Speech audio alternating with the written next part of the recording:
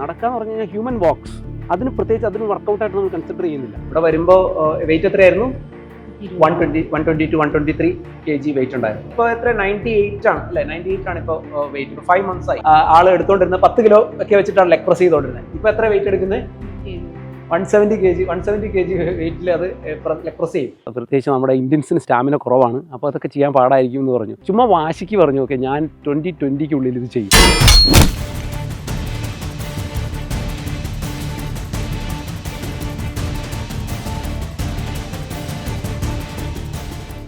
ഈ fit nation sports hub തുടങ്ങാനുണ്ടായ ഒരു ഇതിനെക്കുറിച്ചൊന്ന് പറയാമോ?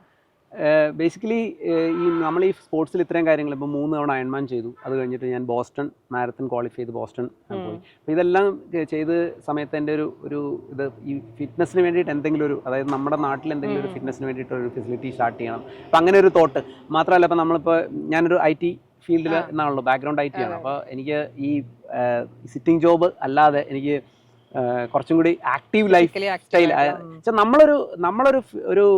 നമ്മളെന്താ, ഞാനിപ്പോൾ ഒരു കമ്പ്യൂട്ടർ ജോബ് മാത്രം ചെയ്തുകൊണ്ടിരിക്കുന്നതാണ്, അല്ലെങ്കിൽ ആൾക്കാർ അതിൽ ട്രെയിൻ ചെയ്തുകൊണ്ടിരിക്കുന്നതാണെങ്കിൽ ഞാനും ആ ഒരു ലൈഫ് സ്റ്റൈലായിരിക്കും, സെഡൻഡറി ആയിട്ടായിരിക്കും ഇരിക്കുന്നത്. പക്ഷേ ഞാൻ ആക്റ്റീവ് ആയിട്ടുള്ള എന്തെങ്കിലും ഒരാളെ ട്രെയിൻ ചെയ്യുന്ന രീതിയിലോ അല്ലെങ്കിൽ അങ്ങനെ ഒരു ഇതിലേക്ക് വന്നു കഴിഞ്ഞാൽ എനിക്ക് എൻ്റെ ഫിറ്റ്നസ് മെയിൻറ്റെയിൻ ചെയ്യാൻ പറ്റും. കാരണം ഞാൻ ഓൾവേസ് ആക്റ്റീവ് ആയിരിക്കും. അപ്പോൾ അങ്ങനെയുള്ള എൻ്റെ ഒരു റിട്ടയർമെന്റ് പ്ലാൻ എന്നുള്ള രീതിയിൽ. അപ്പോൾ ഞാനിങ്ങനെ നോക്കി കഴിഞ്ഞപ്പോൾ ഇവിടുത്തെ ഇതൊരു റബ്ബർ തോട്ടായിട്ട് കിടക്കുന്ന സ്ഥലമാണ്. പപ്പയുടെ എൻ്റെ ആങ്സിസ്റ്റർ പ്രോപ്പർട്ടിയാണ്. അപ്പോൾ റബ്ബർ തോട്ടായിട്ട് ഇങ്ങനെ അണ്ണിയവനായിട്ട്, അപ്പോൾ റബ്ബർ ആ റബ്ബറിൻ്റെ ഒരു സീസൺ കഴിഞ്ഞ് റബ്ബർ വെട്ടിക്കളയുമല്ലോ. വെട്ടിക്കളയുന്ന സമയത്ത് ഞാനിങ്ങനെ ഫാദറിൻ്റെ അടുത്ത് ചോദിച്ചു, ഇത് ഞാനിങ്ങനെ എന്തെങ്കിലും ഒരു ഫെസിലിറ്റി ചെയ്തോട്ടെ. അപ്പോൾ ഫാദറിനെ ആദ്യം കൺവിൻസ് ചെയ്യാൻ കുറച്ച് ടൈം എടുത്തു, കാരണം ഇതെന്താണെന്ന് മനസ്സിലാക്കിയ കോൺസെപ്റ്റ് അല്ല. പിന്നെ പ്രായമുള്ള ആൾക്കാരെ ഫാദറിൻ്റെ അടുത്ത് പറയുമ്പോൾ ഈ നമ്മുടെ നാട്ടിൽ ഇതൊക്കെ തുടങ്ങി കഴിഞ്ഞാൽ ആരെങ്കിലുമൊക്കെ എന്തെങ്കിലുമൊക്കെ ഉണ്ടാവും. ഞാൻ പറഞ്ഞു അങ്ങനെ ഒരു റിട്ടേൺ ഓഫ് ഇൻവെസ്റ്റ്മെന്റ് എന്നുള്ള രീതിയിലല്ല, എൻ്റെ ഒരു ഹാപ്പിനെസ്, എൻ്റെ ഒരു പാഷൻ, ആ ഒരു രീതിയിൽ എനിക്കൊരു ഫെസിലിറ്റി വേണം. ഞാനൊക്കെ വെളിയിൽ ഒരുപാട് ട്രാവൽ ചെയ്തിരിക്കുന്നതുകൊണ്ട് ഇങ്ങനത്തെ ഒരു കോൺസെപ്റ്റ് നമ്മുടെ ഇവിടെ ആരും അങ്ങനെ ചെയ്തിട്ടില്ല, എല്ലാം കൂടി ഒരൊറ്റ ഇതിൽ വരുന്നത്. അപ്പോൾ അങ്ങനെ ഒരു സംഭവം, ഇപ്പോൾ ഒരു football turf, badminton court, pickle ball court എല്ലാം, അതായത് ഔട്ട്ഡോർ ജിം, സിറ്റി പോലത്തെ ഒരു സ്ഥലവുമല്ല. അപ്പോൾ ആൾക്കാർക്ക് ഇപ്പോൾ ഈ ഔട്ട്ഡോർ ജിം, ഇപ്പോൾ നമ്മൾ സിറ്റിയിലൊക്കെ ചെന്ന് കഴിഞ്ഞാൽ ഈ ഔട്ട്ഡോർ ജിം എല്ലാ ജിം ഉണ്ടാവും, പല ഫെസിലിറ്റീസ്, പല ഔട്ട്ഡോർ ജിമ്മുകൾ ഇപ്പോൾ ഓപ്പൺ ആയിട്ട് നമ്മളിപ്പോൾ കൊച്ചി കോർപ്പറേഷൻ തന്നെ പല സ്ഥലത്തും കൊടുക്കുന്നുണ്ട്. വെൽ മെയിൻറ്റൈൻഡ് അല്ല, ദാറ്റ് ഈസ് അനദർ ഫാക്ട്. പക്ഷേ ഉണ്ട്, ആൾക്കാർക്ക് ആക്സസിബിൾ ആണ്. പക്ഷെ നമ്മുടെ നാട്ടിൻപുറത്ത് പഞ്ചായത്തുകളൊന്നും അത് ചെയ്തിട്ടില്ല, നോർമലി എങ്ങുമില്ല. അപ്പോൾ അവർക്ക് നമ്മുടെ നാട്ടിലുള്ള ആൾക്കാർക്ക് ചെയ്യാനായിട്ടുള്ള രീതിയിൽ ഇതെല്ലാം കൂടി ഇൻക്ലൂഡ് ചെയ്തിട്ട്, പിന്നെ ഒരു ഇൻഡോർ AC ജിം വേണം, പിന്നെ ക്രിക്കറ്റ് നെറ്റ്സ് വേണം, ഞാൻ ബോളിംഗ് മെഷീൻ, അതൊക്കെ ഞാൻ ആ തുടക്കത്തിൽ തന്നെ എനിക്ക് ഇതെല്ലാം, കാരണം നമുക്ക് ചെയ്യുമ്പോൾ ഇതെല്ലാം 100% പ്രൊഫഷണൽ ആയിരിക്കും. ഇപ്പോൾ ക്രിക്കറ്റ് പ്രാക്ടീസ് ചെയ്യാൻ പറ്റുന്ന ആൾക്കാർക്ക് ബോളിംഗ് മെഷീൻ വെച്ചിട്ട് പ്രാക്ടീസ് ചെയ്യാൻ പറ്റണം. അങ്ങനെയുള്ള എല്ലാം വെച്ചിട്ടുള്ളൊരു കംപ്ലീറ്റ് പാക്കേജ് എന്നുള്ള രീതിയിൽ ഒരു ഒറ്റ ഇതിൽ വരുന്ന രീതിയിലാണ് ഇത് സ്പോർട്സ് ഹബ്ബ് എന്നുള്ളൊരു പ്ലാൻ ചെയ്തത്. അപ്പോൾ ഞാനൊരു കോറൽ സ്പോർട്സ് എന്ന് പറഞ്ഞ ഒരു കോറൽ സ്പോർട്സ് ഇൻഫ്ര എന്ന് പറയുന്നൊരു കമ്പനിയായിട്ട്, അവരാണ് ഇങ്ങനത്തെ സ്ഥലങ്ങളൊക്കെ ചെയ്തു കൊടുക്കുന്നത്, ഈ ടർഫൊക്കെ ചെയ്തു കൊടുക്കുന്നത്. അപ്പോൾ അവരുമായിട്ട് ഞാൻ കൺസൾട്ട് ചെയ്തു. അപ്പോൾ അവർ വന്ന്, അവരുടെ എഞ്ചിനീയേഴ്സ് എല്ലാം വന്ന് ആദ്യം ലാൻഡ് കണ്ട്, ഇത് ലാൻഡ് കംപ്ലീറ്റ് അൺഈവനായിട്ട് കിടന്നിരുന്ന, അപ്പോൾ അവിടെ ഹൈറ്റിൽ ഇവിടെ ഇങ്ങനെ കുഴി ഒക്കെ ആയിട്ട് കിടന്നിരുന്നു. അപ്പോൾ ആദ്യം ലാൻഡ് ഡെവലപ്മെന്റ് ഒരു 3 to 4 months ലാൻഡ് ഡെവലപ്മെന്റ് എടുത്തു. പിന്നെ നമ്മളിങ്ങനെ ഒരു ഡിസൈൻ ഫുൾ ഞാൻ തന്നെ ഇങ്ങനെ വേണം.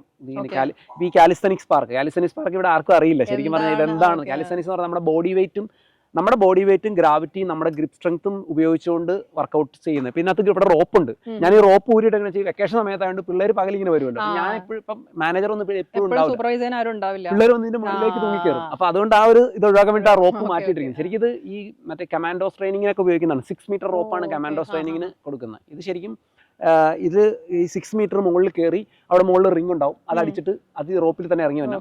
അത് കുറച്ച് കഴിയുമ്പോൾ അവരുടെ ബോഡിയിൽ വെയിറ്റ് വെസ്റ്റ് ഇടും, അതായത് 5 kilo വെയിറ്റ് വെസ്റ്റ് അങ്ങനെ കയറും. പിന്നെ അത് 10 kilo അങ്ങനെ 25 kilo വരെ വെയിറ്റ് വെസ്റ്റ് ഇട്ടിട്ടാണ് ഈ കമാൻഡോസ് കയറി. അത് ഇത്ര ടൈം 10-12 ടൈം കയറി ഇറങ്ങണം. അതാണ് അവരുടെ ഒരു ഫിറ്റ്നസ് ടെസ്റ്റ്. കാരണം അവരെന്താ വെച്ചാൽ ഇപ്പോൾ ഒരു കെട്ടിടത്തിൽ എന്തെങ്കിലും ഒരു തീവ്രവാദി കയറി, ഇവർ കയറിക്കിടെ കയറി പോണത് ഇവരുടെ ഫുൾ ഈ വെയിറ്റ് എല്ലാം അവരുടെ ബോഡി ഇട്ടിട്ട് ഈ കയറിക്കിടെ കയറി പോകണം. അപ്പോൾ അതുകൊണ്ട് ആ ഒരു ഫിറ്റ്നസ് ലെവൽ അവർ മെയിൻറ്റെയിൻ ചെയ്യണം. അപ്പം അങ്ങനെയുള്ള കാര്യങ്ങളൊക്കെ ട്രെയിൻ ചെയ്യാനുള്ള ഇത് ശരിക്കും ഞാൻ US കണ്ട ഒരു കോൺസെപ്റ്റ് ഒരു കാലിസ്തനിക്സ് പാർക്ക് സെയിം അതേ രീതിയിൽ നമ്മളിവിടെ റെപ്ലിക്കേറ്റ് ചെയ്ത് ആ ഡിസൈൻ അതുപോലെ കൊടുത്ത് നമ്മൾ അവരെ കൊണ്ട് ചെയ്യിപ്പിച്ചെടുത്താണ്. ഇതിനകത്ത് എല്ലാം ഉണ്ട്. മങ്കി ബാർ ഉണ്ട്, ഈ റോപ്പ് ക്ലൈമ്പിംഗ് ഉണ്ട്, പാരലൽസ് ഉണ്ട്, പുള്ളപ്പ് ബാർ ഉണ്ട്. കുട്ടികൾക്കൊക്കെ ഇത് ഭയങ്കര ഇതാണ്. കാരണം നമ്മളൊക്കെ എന്ന് പറയുന്നത് നമ്മുടെ ബോഡി ഡെവലപ്പ് ചെയ്തൊക്കെ നമ്മൾ മരത്തിൽ കയറിയും ഒക്കെയാണ് നമ്മുടെ ഹ്യൂമൻ എവല്യൂഷനിൽ ശരിക്കും നമ്മുടെ ബാക്ക് മസിൽസ് ഒരുപാട് യൂസ് ചെയ്തിട്ടുണ്ട് നമ്മൾ. പക്ഷെ ഇപ്പോൾ ആരും അത് യൂസ് ചെയ്യുന്നില്ല. അതുകൊണ്ടാണ് ഒരു ഏജ് കഴിയുമ്പോൾ പെട്ടെന്ന് നടുവേദന വരുന്നത്. കാരണം നമ്മൾ ഹ്യൂമൻ എവല്യൂഷനിൽ ഏറ്റവും അധികം യൂസ് ചെയ്തിട്ടുള്ള, ഏറ്റവും പ്രൊമനൻ്റ് ആയിട്ട് യൂസ് ചെയ്തിട്ടുള്ള ഒരു മസിലാണ് ബാക്ക് മസിൽ. കാരണം നമ്മൾ എന്ത് സർവൈവലിന് വേണ്ടി ഇപ്പോൾ എന്തെങ്കിലും ഒരു സാധനം അറ്റാക്ക് ചെയ്യാൻ വന്നാൽ മരത്തിൽ കയറും, ഒരു എന്തെങ്കിലും ഒരു ഫ്രൂട്ട് പറിക്കണമെങ്കിൽ മരത്തിൽ കയറും. അങ്ങനെ മരത്തിൽ കയറിയാണ് ഹ്യൂമൻ ഡെവലപ്പ് ആയിരിക്കുന്നത്. അതുകൊണ്ട് തന്നെ ബാക്ക് മസിൽസ് അത്യാവശ്യം അവരുടെ ഇവോൾവ് ആയിരിക്കുന്ന മസിലാണ്. പക്ഷേ പിന്നെ എന്താ സംഭവിച്ചതെന്ന് വെച്ച് കഴിഞ്ഞാൽ ഈ ഇപ്പോഴത്തെ നമ്മുടെ ലൈഫ് സ്റ്റൈലിൽ ഈ ബാക്ക് മസിൽ നമ്മൾ യൂസ് ചെയ്യും. നമ്മൾ ഇരിക്കാൻ തുടങ്ങി കഴിഞ്ഞപ്പോഴത്തേക്കും നമ്മുടെ ബാക്ക് മസിൽസ് അങ്ങ് സെഡൻഡറി ആയി മാറും. അപ്പോൾ ഒരു പ്രായം കഴിഞ്ഞപ്പോഴത്തേക്ക് മസിൽസ് അവിടെ നിന്ന് കുറയാൻ തുടങ്ങും. അപ്പോൾ നടുവ് നമുക്ക് വേദന സ്റ്റാർട്ട്. അതാണ് ഇപ്പോൾ ഈ ഡിസ്ക് ബൾജിങ് അങ്ങനെയുള്ളത്. കുട്ടികൾക്ക് മുതലേ ഇങ്ങനത്തെ സാധനങ്ങളൊക്കെ ചെയ്യിപ്പിച്ച് കഴിഞ്ഞ് കഴിഞ്ഞാൽ ഭയങ്കര ഹെൽത്തി ആയിട്ടൊരു ജനറേഷനിലേക്ക്. അതെ അതെ, അതിന് വേണ്ടിയിട്ടാണ് ഇപ്പൊ പ്രായമുള്ള ആൾ, ഇപ്പൊ എന്റെ ഫാദർ വരെ ഈ മങ്കി ബാറിൽ ഫാമിലി ഫിറ്റ്നസ്. അപ്പൊ ഞാൻ ഈ ഫിറ്റ്നസിലോട്ട് വന്നു കഴിഞ്ഞപ്പോൾ പിന്നെ അവർക്കും ഭയങ്കര എല്ലാവർക്കും യൂസ്ഫുൾ ആണല്ലോ. അതെ അതെ, നാട്ടുകാർക്കും വീട്ടുകാർക്കും എല്ലാ സ്ഥലത്തും പ്രായമുള്ള ആളുകൾ ഒരു പ്രായം കഴിഞ്ഞ് കഴിഞ്ഞാൽ നമ്മളെ കൊണ്ട് ഒതുങ്ങി പോവുക ചെയ്യാന്നുള്ളതാണ്. അപ്പൊ അവർക്കായിട്ട് അവർക്ക് റെസിസ്റ്റൻസ് ട്രെയിനിങ്ങിനായിട്ട് ഇപ്പം അവരെല്ലാം വിചാരിക്കുന്ന ഓക്കെ റോഡിലൊരു അരമണിക്കൂർ നടന്നാൽ വർക്കൗട്ട് ആയെന്നാണ്. നടക്കുമ്പോൾ നമുക്ക് ശരിക്കും റെസിസ്റ്റൻസ് ഒന്നുമില്ല. നടക്കാന്ന് പറഞ്ഞു കഴിഞ്ഞാൽ ഹ്യൂമൻ വാക്സ്, അതിന് പ്രത്യേകിച്ച് അതിന് വർക്കൗട്ടായിട്ട് നമ്മൾ കൺസിഡർ ചെയ്യുന്നില്ല. പക്ഷേ എന്തെങ്കിലും ഒരു റെസിസ്റ്റൻസ് അതിനകത്ത് ആഡ് ചെയ്യണം. അപ്പോൾ ഇപ്പോൾ നമ്മളൊരു വെയിറ്റ് ക്യാരി ചെയ്ത് നടക്കുവാണെങ്കിൽ അത് റെസിസ്റ്റൻസ് ട്രെയിനിങ് ആണ്. വെറുതെ നമ്മൾ ബോഡി വെയിറ്റിൽ നടന്നു കഴിഞ്ഞാൽ ഹ്യൂമൻ വാക്സ് അത് നോർമൽ രീതിയിലാണ്, അത് നോർമലാണ്.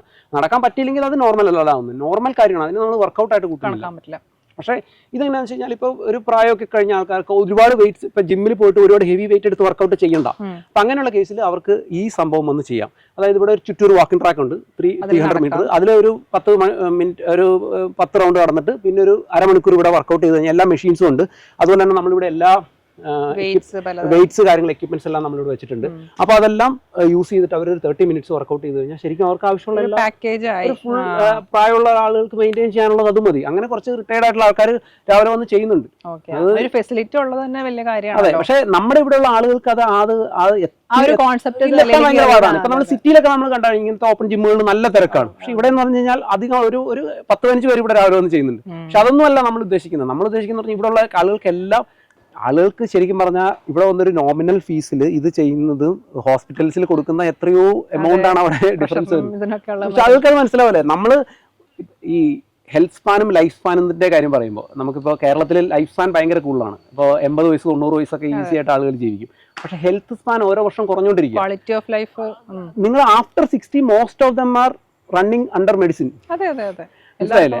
അതാണ് അവിടെയാണ് നമ്മൾ ഇങ്ങനെയുള്ള കോൺസെപ്റ്റിൽ മാറ്റം. ഈ നമ്മുടെ ലൈഫ് സ്പാനിന് പകരം ഹെൽത്ത് സ്പാൻ കൂട്ടുക. അതായത് നമ്മൾ ജീവിച്ചിരിക്കുന്ന കാലം നമുക്ക് ക്വാളിറ്റി ഓഫ് ലൈഫ് നമുക്ക് ഇമ്പ്രൂവ് ചെയ്യാൻ പറ്റും.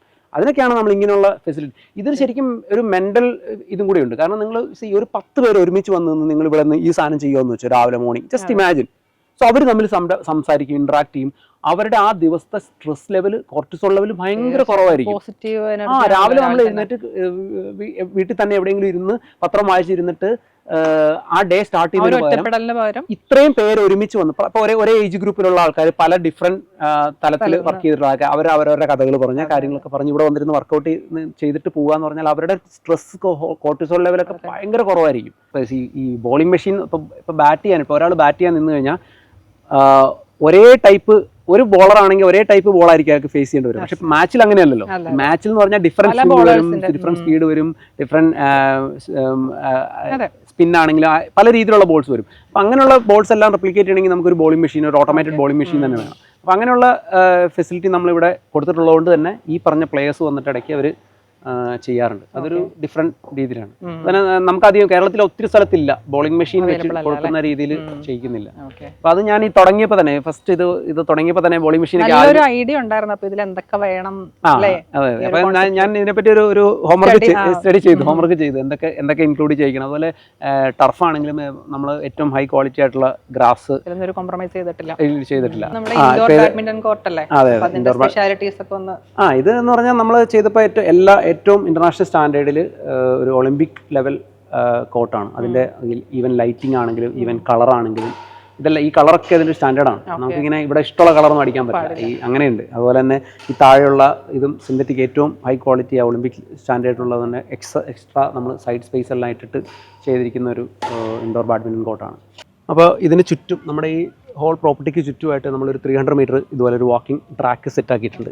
അപ്പോൾ ഞാൻ പറഞ്ഞില്ലേ നമുക്ക് പ്രായമുള്ള ആൾക്കാർക്കൊക്കെ നടക്കുവാണെങ്കിൽ ഇതിൽ വന്നൊരു 10 റൗണ്ട്സ് നടന്നു കഴിഞ്ഞാൽ ഒരു 3 കിലോമീറ്റർ കിട്ടും. പ്ലസ് അവർക്ക് ഈ ഓപ്പൺ ജിം ഉണ്ടല്ലോ, അതും കൂടെ യൂസ് ചെയ്ത് കഴിഞ്ഞാൽ ശരിക്കും പറഞ്ഞാൽ അവരുടെ ഒരു ബേസിക് ഫിറ്റ്നസിൻ്റെ ആ ഒരു റിക്വയർമെൻ്റ് ആയി മീറ്റ് ചെയ്തു, അത്രേ ഉള്ളൂ. അപ്പോൾ ഇത് ഇപ്പൊ എല്ലാ നമുക്ക് ലൈറ്റ്സ് ഇട്ടിട്ടുണ്ട്. അപ്പോൾ സോളാർ ലൈറ്റ്സ് ഉണ്ട്. അപ്പോൾ അതിനകത്ത് അവർ നടക്കുന്ന അനുസരിച്ച് ലൈറ്റ്സ് ഇപ്പോൾ ഏർലി മോർണിംഗ് 5 o'clock വന്നാൽ പോലും ഇവിടെ എല്ലാം ലൈറ്റ്സ് ഉണ്ടാവും. അപ്പോൾ അവർക്ക് ഇതിലെ സെൻസറാണ്. അപ്പോൾ നടന്ന് അവർക്ക് ലൈറ്റ്സും ഉണ്ടാവും. പട്ടി വരുമെന്ന് പേടിക്കണ്ട, വണ്ടി വരുമെന്ന് പേടിക്കണ്ട, സേഫായിട്ട് ഈ ആക്ടിവിറ്റി അവരുടെ ഇവിടുത്തെ ഏറ്റവും വലിയ ആളുകൾ റോഡിൽ ഇറങ്ങി നടക്കുന്ന ഏറ്റവും വലിയ പ്രശ്നം പട്ടിശല്യം, വണ്ടിശല്യം. ഇത് രണ്ടും ഇല്ലാതെ നമുക്ക് സേഫായിട്ട് ചെയ്യാൻ പറ്റുന്ന ഒരു ഇതാണ്. അപ്പോൾ അത് കഴിഞ്ഞിട്ട് ഈ ഫെസിലിറ്റി ഇതിന് 10 റൗണ്ട് കഴിഞ്ഞിട്ട് ഇതിലേക്ക് കയറാം. ഇവിടെ കയറി ഇരുന്നിട്ട് വർക്കൗട്ട്. അപ്പം അങ്ങനെ കുറച്ച് ഞാൻ പറഞ്ഞില്ല, പ്രായമായ കുറച്ച് ആൾക്കാർ അത് യൂസ് ചെയ്യുന്നുണ്ട്. അത് അങ്ങനെ അതിലേക്ക് കുറച്ച് ഞാൻ ആ ഒരു കമ്മ്യൂണിറ്റി കുറച്ച് ആളുകൾ പ്രായമുള്ള ആളുകൾക്ക് എത്തുന്നുള്ള, പക്ഷേ അവർക്ക് ആ ഒരു കോൺസെപ്റ്റ് നമ്മളിവിടെ വർക്കാവാൻ കുറച്ച് ടൈം എടുക്കും. മനസ്സിലായില്ലേ? കാരണം ഈ ഒരു ഇപ്പം സിറ്റിയിലൊക്കെ ആണെങ്കിൽ കുറേ പേര് പുറത്തൊക്കെ ട്രാവൽ ചെയ്തിട്ടുള്ള ആൾക്കാർക്ക് അറിയാം. അപ്പം നിങ്ങളിപ്പോൾ ഏതെങ്കിലും വെളിയിൽ ഏതെങ്കിലും രാജ്യത്ത് പോയിട്ടുണ്ടെങ്കിൽ അറിയാം, എവറി 1 കിലോമീറ്ററിൽ ഈ പറഞ്ഞ ഇതുപോലത്തെ ഒരു ഓപ്പൺ ജിം ഉണ്ടാവും. എവറി 1 കിലോമീറ്റർ ഉണ്ടാവും. അപ്പം നമ്മൾ കൊച്ചിയിലാണെങ്കിൽ 2-3 സ്ഥലത്തുണ്ട്. പക്ഷേ നമ്മൾ നാട്ടുമ്പുറങ്ങളിൽ പഞ്ചായത്തുകളൊന്നും അത് ചെയ്യുന്നില്ല, വളരെ കുറവാണ്. ഉണ്ടെങ്കിൽ തന്നെ അത് ആദ്യത്തെ ഒരു വർഷം ഉണ്ടാവും. അത് കഴിയുമ്പോഴത്തേക്കും പിന്നെ അത് മെയിൻറ്റെയിൻഡ് അല്ല. ഇതൊക്കെ എന്ന് പറഞ്ഞാൽ നമ്മൾ എവറി വീക്ക് നമ്മൾ ഇതിനകത്ത് ഓയിലൊക്കെ ഇട്ടിട്ടാണ് ചെയ്യുന്നത്. എവറി വീക്ക് ഒരു ഷെഡ്യൂളുണ്ട്. അതായത് എവറി മൺഡേ നമ്മുടെ ഇവിടുത്തെ സ്റ്റാഫിന് ഷെഡ്യൂൾ കൊടുത്തിട്ടുണ്ട്. എവറി മൺഡേ ആ സമയത്ത് ഇതിനെല്ലാം ഓയിൽ ചെയ്യണം. എന്നിട്ട് ആ ഓയിൽ ചെയ്തിട്ട് അതിന്റെ റിപ്പോർട്ട് അതിന് വിത്ത് ഫോട്ടോഗ്രാഫ് നമ്മുടെ ഒരു ആപ്പ് ഉണ്ട്, അതിനകത്ത് സിസ്റ്റം ഉണ്ട്, അതിനകത്ത് അത് എൻ്റർ ചെയ്യണം. അപ്പോൾ ചെക്ക് ചെയ്യാം നമുക്ക് ആ എല്ലാ വീക്കിലും നടന്നിട്ടുണ്ടോ എന്നുള്ളത്. അത് ചെക്ക് ഇൻ ചെയ്യാം. അങ്ങനത്തെ ഫെസിലിറ്റി അതുകൊണ്ട് തന്നെ ഇത് മെയിൻറ്റെയിൻഡ് ആവും. അല്ലെങ്കിൽ ഇത് മെയിൻറ്റെയിൻഡ് ആവാൻ ഭയങ്കര പാടാണ്. കാരണം നമ്മുടെ വെതറും അങ്ങനെയാണല്ലോ, ഭയങ്കര ഹെവി വെയിലും പിന്നെ ഹെവി മഴയും. അപ്പോൾ അതുകൊണ്ട് തന്നെ പെട്ടെന്ന് എക്സ്ട്രീം വെതേഴ്സ് ആണ്. അതുകൊണ്ട് തന്നെ നമുക്കത് ഡാമേജ് ആവാനുള്ള ചാൻസ്, ഔട്ട്ഡോർ ഫെസിലിറ്റീസ് എല്ലാം ഡാമേജ് ആവാൻ ഫെസിലിറ്റി. ഇതിപ്പോൾ 1 year ആയിട്ട് നമ്മൾ ഇതെല്ലാം വെൽ മെയിൻറ്റെയിൻഡ് ആയിട്ട് കൊണ്ടുപോകുന്നുണ്ട്. നമ്മുടെ ഫിറ്റ്നേഷൻ സ്പോർട്സ് ഹബിലെ ജിമ്മാണല്ലോ അത്. അപ്പൊ ഈ ജിമ്മിൽ ജോയിൻ ചെയ്യുന്ന ഒരാൾക്ക് വർക്കൗട്ടും ഡയറ്റ് പ്ലാൻ ഉൾപ്പെടെ ഒരു കംപ്ലീറ്റ് പാക്കേജ് ആയിട്ടല്ലേ കൊടുക്കുന്നത്? ഇത് ആക്ച്വലി നമ്മുടെ ഇതിന്റെ ഒരു ഫിറ്റ്നസ് സെന്ററിന്റെ ഈ സ്പോർട്സ് ഹബിന്റെ പ്ലാൻ ചെയ്തപ്പോൾ തന്നെ എൻ്റെ ഒരു മനസ്സിലുണ്ടായിരുന്നു, ഇന്റർനാഷണൽ സ്റ്റാൻഡേർഡ് ആയിട്ട് നമുക്ക് ആളുകൾക്ക് വർക്കൗട്ട് ചെയ്യാൻ പറ്റുന്ന ഒരു ഇൻഡോർ ജിമ്മും കൂടി ഇതിന്റെ കൂടെ ഇൻക്ലൂഡ് ചെയ്യുന്നു. അപ്പോൾ അതിനെപ്പറ്റി റിസർച്ച് ചെയ്ത് അതിനെ പറ്റിയ എക്യുപ്മെന്റ്സും കാര്യങ്ങളെല്ലാം നമ്മൾ വെളിയിൽ നിന്ന് കൊണ്ടുവന്ന് ചെയ്യുന്നത്. ഇതിൻ്റെ ഒരു പ്രത്യേകത എന്ന് പറഞ്ഞാൽ നമ്മൾ നോർമലി ഒരു ജിമ്മിൽ ഒരാൾ വന്ന് നേരെ വന്ന് ജോയിൻ ചെയ്ത് അവർ തനിയെ വർക്കൗട്ട് ചെയ്യുന്നു, അല്ലെങ്കിൽ ട്രെയിനേഴ്സ് അവർക്ക് വർക്കൗട്ട് ചെയ്യിക്കുന്നു, പേഴ്സണൽ ട്രെയിനിങ് കൊടുക്കുന്നു. ഇവിടുത്തെ സിസ്റ്റം എന്ന് വെച്ചാൽ നമ്മൾ ആദ്യം ഒരു ക്ലയന്റ് വന്നു കഴിഞ്ഞാൽ ആ ക്ലയന്റിന്റെ അവരുടെ ബോഡി കോമ്പോസിഷൻ, അവരുടെ ലൈഫ് സ്റ്റൈല്, അവരുടെ ഇപ്പോഴത്തെ കറണ്ട് സ്റ്റാറ്റസ്, അവരുടെ മസിൽ മാസ് എത്രയുണ്ട്, ഫാറ്റ് പെർസെന്റേജ് എത്രയുണ്ട്, പിന്നെ അവരുടെ ആവശ്യമെങ്കിൽ അവരുടെ ബ്ലഡ് വർക്ക് കാര്യങ്ങളെല്ലാം നമ്മൾ ചെയ്യും. അതായത് അവരുടെ എന്തെങ്കിലും ലൈഫ് സ്റ്റൈൽ ലൈക്ക് നമുക്ക് ഫാറ്റ് ലിവറോ അല്ലെങ്കിൽ തൈറോയ്ഡ് ഇഷ്യൂസോ ബ്ലഡ് വർക്ക് കാര്യങ്ങൾ ഡിപ്പെൻസ്. അത് എല്ലാ ക്ലയൻസിന്റെ ഇല്ല. ഇപ്പോൾ കുറച്ച് ഡീകണ്ടീഷൻഡ് ആയിട്ടുള്ള ക്ലയൻസ് ആണെങ്കിൽ അവരുടെ ബ്ലഡ് വർക്ക് കാര്യങ്ങൾ എടുക്കും. പിന്നെ ബേസ്ഡ് ഓൺ ദാറ്റ് ആയിരിക്കും അവർക്ക് ഡയറ്റ് കൊടുക്കുന്നത്. ഇപ്പോൾ നമുക്കിപ്പോൾ ഉദാഹരണം പറഞ്ഞാൽ ഇപ്പോൾ അവർക്ക് ഇപ്പോൾ തൈറോയ്ഡ് കൂടുതലുള്ള ഒരാൾക്ക്, ഹൈപ്പോ തൈറോയിഡ്സ് ഉള്ള ഒരാൾക്ക് കൊടുക്കുന്ന ഡയറ്റ് മറ്റു സാധാരണ കൊടുക്കുന്നതിനേക്കാളും ആയിട്ടുള്ള ഡയറ്റാണ് കൊടുക്കുന്നത്. കാരണം അവരുടെ ഫാറ്റ് ലോസ് നോർമൽ ഡയറ്റിൽ വർക്ക് ആവില്ല. അപ്പോൾ നമ്മളൊരു ക്ലയന്റിനെ മനസ്സിലാക്കി അവരുടെ ഡീറ്റെയിൽസ് എല്ലാം അവർക്ക് വർക്കൗട്ട് പ്ലാനും ഡയറ്റ് പ്ലാനും ചെയ്തിട്ടാണ് കൊടുക്കുന്നത്. വർക്കൗട്ട് നമ്മൾ തന്നെ ഡെവലപ്പ് ചെയ്തൊരു ആപ്പ് ഉണ്ട്. അപ്പോൾ ആ ആപ്പ് വഴിയാണ് അവർ ചെയ്യുന്നത്. അപ്പോൾ ഓരോ ദിവസം ചെയ്യേണ്ട വർക്കൗട്ട്സ് അതിലുണ്ടാവും, വിത്ത് വീഡിയോസ്. അത് നോക്കിയിട്ട് അവർക്ക് ചെയ്യാം. അതിനകത്ത് തന്നെ അവർക്ക് വെയിറ്റ്സ്, എത്ര റെപ്പ്, എത്ര സെറ്റ് എല്ലാം ഉണ്ടാവും. അത് അവർ ഓരോന്ന് എൻ്റർ ചെയ്ത് പോവുക. അതിനുശേഷം അപ്പോൾ എനിക്ക് ബാക്ക് എൻഡിൽ ഇരിക്കുന്ന ഇപ്പോൾ കോച്ചായിട്ടുള്ള എനിക്ക് അറിയാൻ പറ്റും ഓരോ ക്ലയന്റും ഓരോ ദിവസം എന്താണ് ചെയ്യുന്നത്. അവർ വർക്കൗട്ട് ഫിനിഷ് ചെയ്യുമ്പോൾ തന്നെ ഇവർ ഇന്ന ആൾ വർക്കൗട്ട് ഫിനിഷ് ചെയ്തു എന്ന് പറഞ്ഞ് എനിക്ക് എൻ്റെ നോട്ടിഫിക്കേഷൻ വരും. അപ്പോൾ ചെക്ക് ചെയ്ത് കഴിഞ്ഞാൽ അവർ എത്ര വെയിറ്റ് എടുത്തു, എത്ര റെപ്സ് എടുത്തു, കഴിഞ്ഞ ആഴ്ചത്തേക്കാൾ എത്ര ഇമ്പ്രൂവ്മെന്റ് ഉണ്ട്, അതോ അവർക്ക് ഇമ്പ്രൂവ്മെന്റ് ഇല്ലേ, ബേസ്ഡ് ഓൺ ദാറ്റ് അവർക്ക് പ്ലാൻസ് മാറ്റി കൊടുക്കാൻ പറ്റും. ഇപ്പോൾ അവർ ഒരു ലെവലിൽ എത്തിക്കഴിഞ്ഞ് കഴിഞ്ഞാൽ നെക്സ്റ്റ് പ്ലാൻ അതിനേക്കാൾ കുറച്ചുകൂടെ അപ്ഗ്രേഡഡ് പ്ലാൻ എനിക്ക് കൊടുക്കാൻ പറ്റും. സോ ഇതിങ്ങനെ കണ്ടിന്യൂസ് ആയിട്ട് അവർക്ക് ഒരു പ്രോഗ്രസീവ് ഡെവലപ്മെന്റ് ഉണ്ടാവും. അതാണ് ശരിക്കും ക്ലയൻസിന് ബെനിഫിറ്റ്. ഇപ്പോൾ വെളിയിലൊക്കെ യൂസ് ചെയ്യുന്ന ഒരു കോൺസെപ്റ്റ് ആണ്. ഇവിടെ ഇപ്പോൾ അത് ആയി വരുന്നേ ഉള്ളൂ. അങ്ങനെ അതായത് പേഴ്സണലൈസ്ഡ് ആയിട്ടുള്ള പ്ലാനുകൾ പ്രിപ്പയർ ചെയ്ത്, കസ്റ്റമൈസ്ഡ് ആയിട്ട് പ്ലാനുകൾ പ്രിപ്പയർ ചെയ്ത്, ഇൻക്ലൂഡിംഗ് ഡയറ്റ് ആൻഡ് വർക്കൗട്ട്. ഇവിടുത്തെ ഒരു ക്ലയന്റ് ആണ് ലിറ്റി. ഇപ്പോൾ ഒരു 5 months മുമ്പാണ് ഇവിടെ വരുന്നത്. ഇവിടെ വരുമ്പോൾ വെയിറ്റ് എത്രയായിരുന്നു? 120 to 123 kg വെയിറ്റ് ഉണ്ടായിരുന്നു.